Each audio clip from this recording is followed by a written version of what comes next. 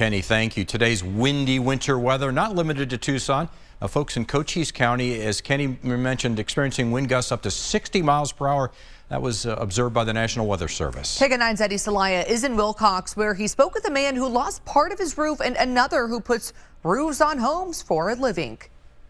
Tommy Miller has lived in the Willcox area for nearly 20 years, and in that time, he says his house has experienced winds of up to 70 miles per hour, which is why it was such a shock Wednesday morning when part of his roof blew off. It was like a bam, it wasn't like Wizard of Oz. Tommy Miller told me about the aftermath of what high winds did to his home. The house went like boom, like that. You felt like, dang, this thing just moved. The damage, just the start of what he says has been a long morning, now left dealing with insurance claims.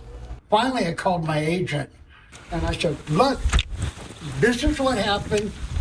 I put in a claim through a computer, and it's asking me questions I can't answer. According to Tanner DeBon, owner of TLK Roofing, the damage Tommy's home suffered isn't uncommon. He had a EPDM flat roofing. Really, the wind just kind of caught underneath it, and it's all sealed to each other. So once some of it's gone, it's really easy for the whole thing to just rip off. With more wind and winter weather in Willcox's forecast, Tanner suggested homeowners who suspect a problem reach out to experts after the weather passes. Call a roofer in the area and have them take a look. Most of them offer free inspections, so you don't have to worry about that. In the meantime, Tommy and his wife will spend the next few nights in a local motel.